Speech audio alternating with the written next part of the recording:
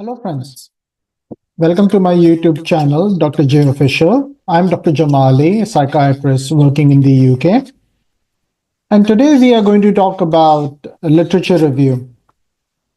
So, before we get into that, I think it's important to understand the practicalities of doing reviews, considering how busy we are with our clinical practice.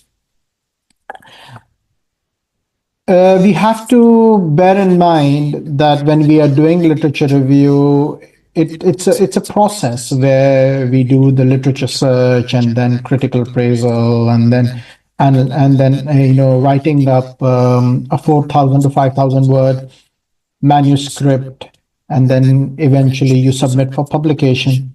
So it is quite a task. However, it is not a one-person job. The key here is that you need to work as a team where you have at least 2 to 3 authors, and you can delegate work amongst each other. So, like somebody is doing the literature search, and then there's a person who's doing the critical appraisal, and the other one is focusing on the on writing the manuscript.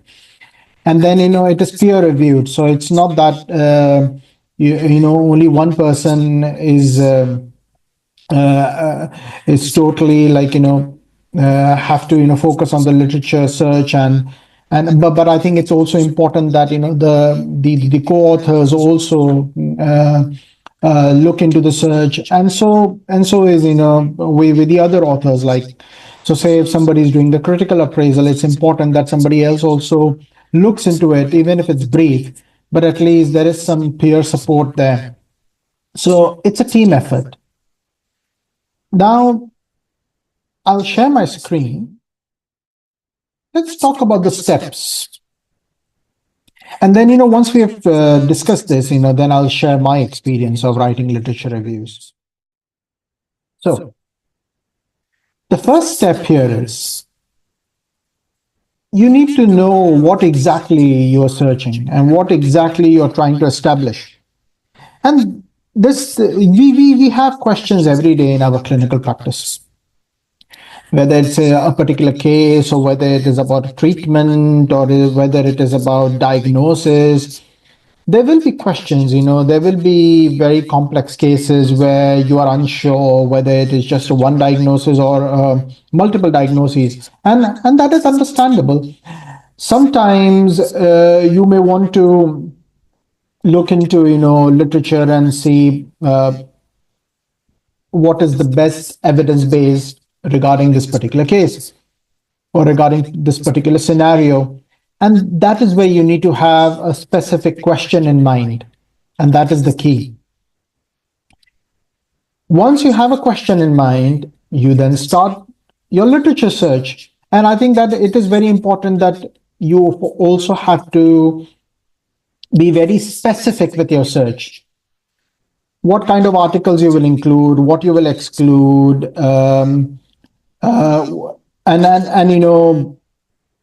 and then obviously, I will talk about how you do it and how you analyze it.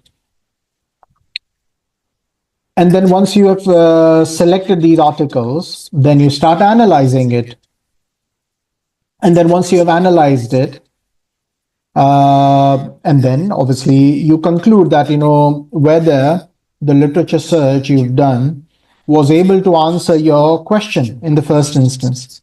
So that is how you do your literature search or literature review, I mean. So whether it comes to searching for articles or whether it comes to analyzing it, I think this model is very useful. It's an acronym PCOB, and this is what it stands for. So P is population.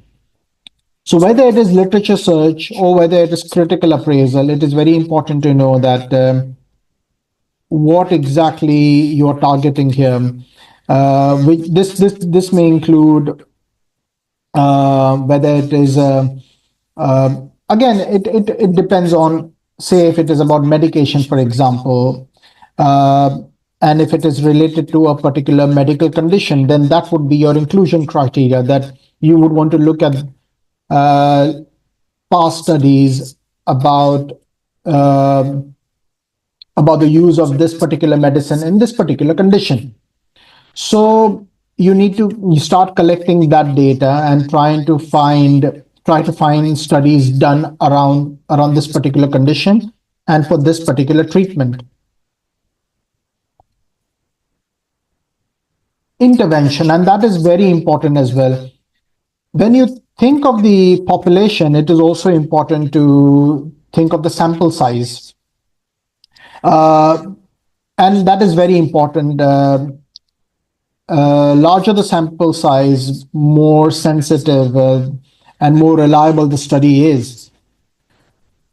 And that is where you also need to look into the intervention. If you look at the hierarchy of evidence, you would rather want to look for a randomized control trial where that particular medicine which you are which is your question, whether this medicine is effective in this particular condition or not. You are then trying to find randomized control trials done in the past, and that is also a key.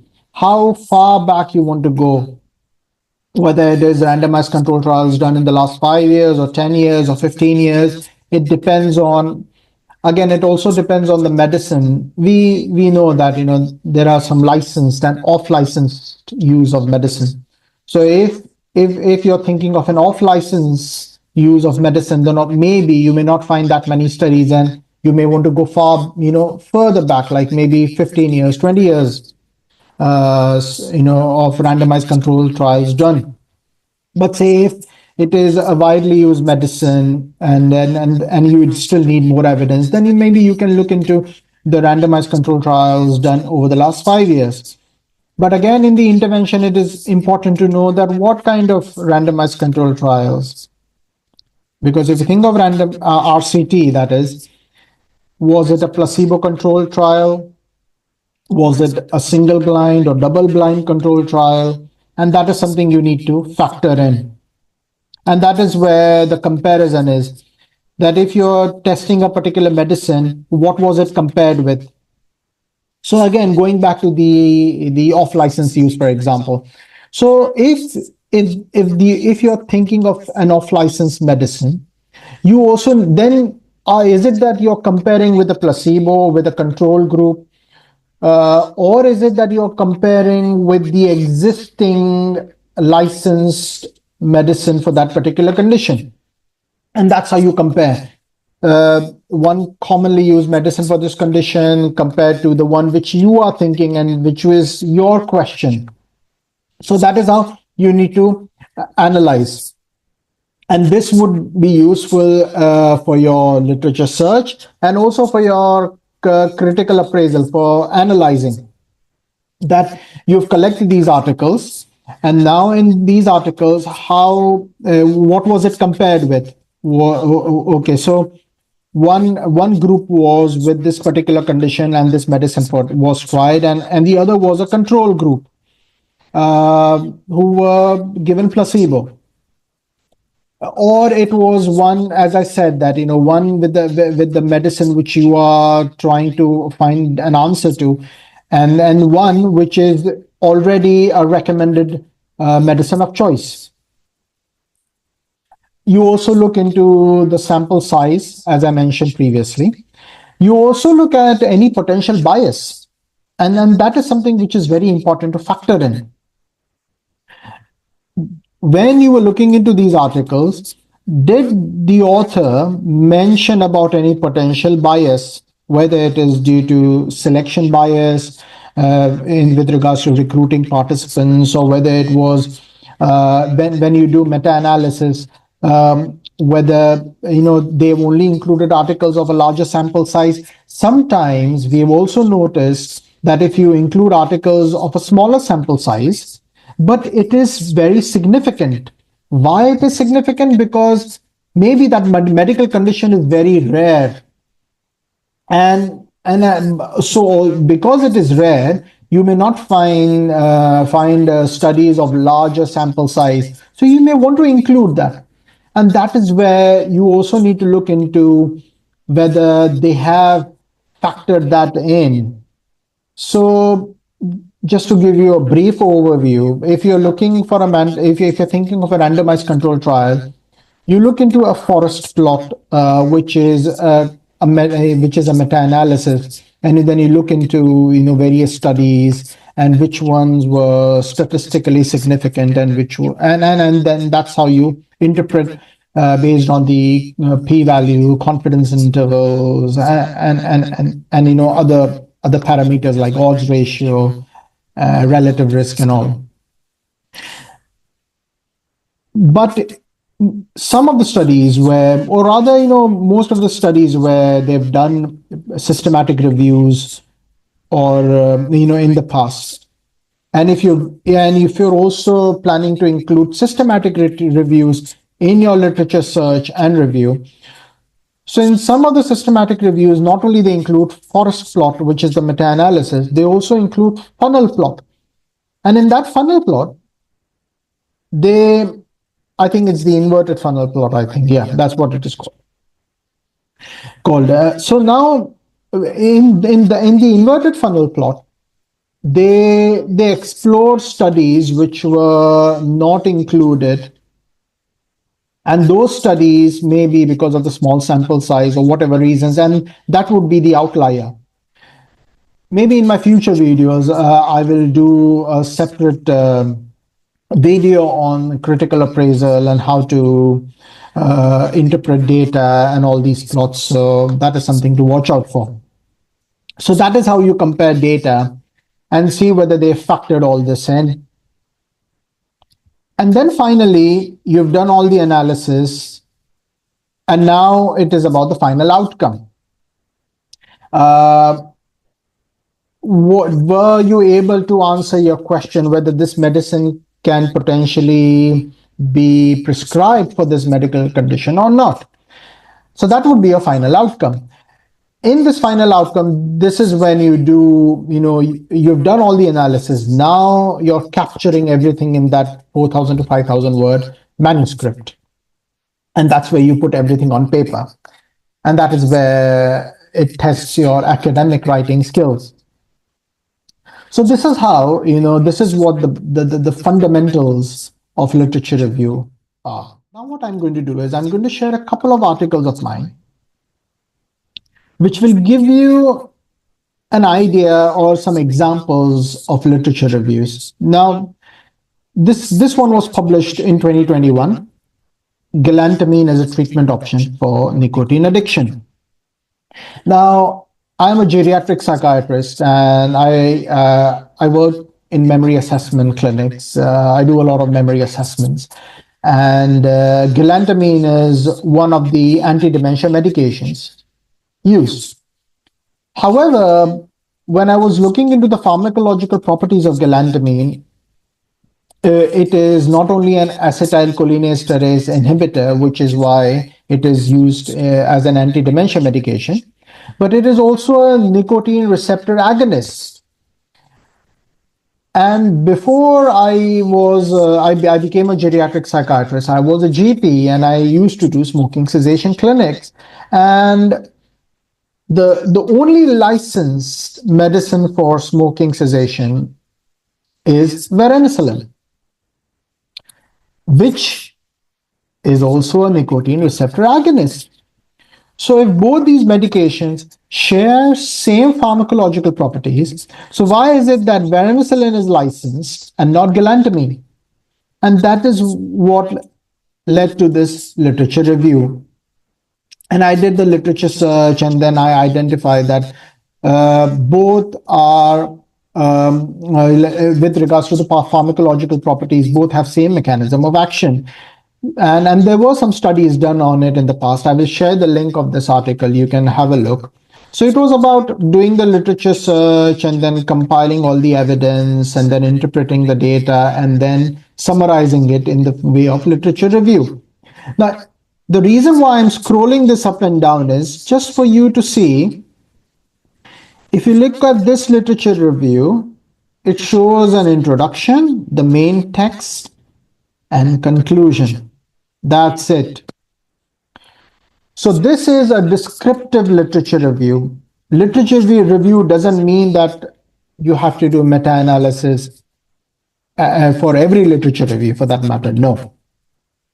You have done the bulk of the work. Now you want to summarize it. It doesn't have to be in the way of meta-analysis. It can be descriptive like this. So you can look into this, you can read up on this, at your time, but this is one way of doing a literature review, and a simpler way and a time-saving way where you don't need a lot of time, right? Another example is identification of biomarkers of vascular dementia. Now, again, this comes from my routine clinical practice, where sometimes we are in a dilemma that whether this is Alzheimer's or vascular, and sometimes there is, or most of the time, there is an overlap in presentation. So I wanted to know whether there are any specific biomarkers or tests which would potentially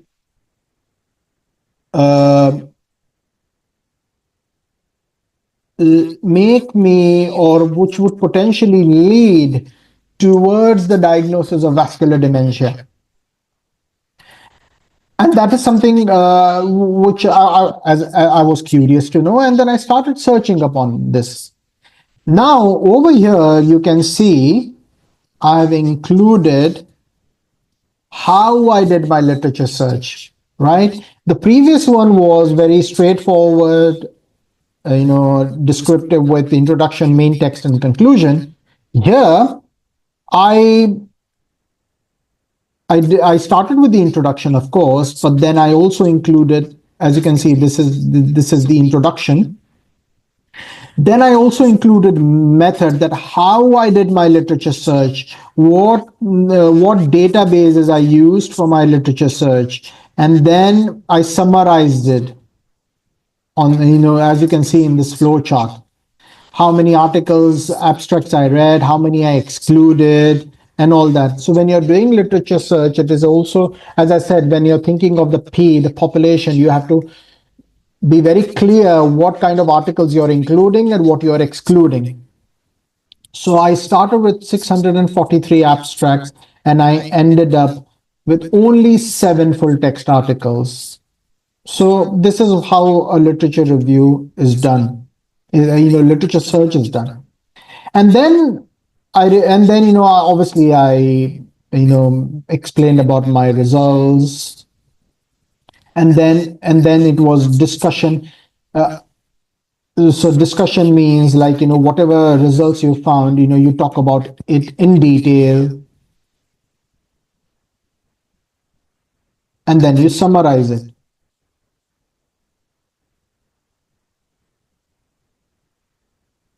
So this is the summary, that clinical and research implications.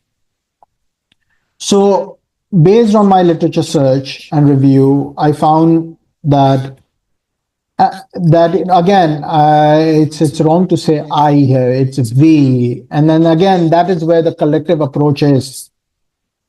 It's not a one-person job. You have to do this as a team. So there are co-authors in this article who supported and who contributed equally in this, whether it's the literature search, or whether it is analysis, or whether it is academic writing. And when you are publishing this, when you're submitting this for publication, the journal will ask for specific contributions. So it is a team effort. So what we found out is there are 4 biomarkers which can potentially help you in arriving towards the diagnosis of vascular dementia, and that is high level of thyroid stimulating hormone, high level of lipoprotein A, high levels of homocysteine, and high levels of N-terminal prosomatostatin.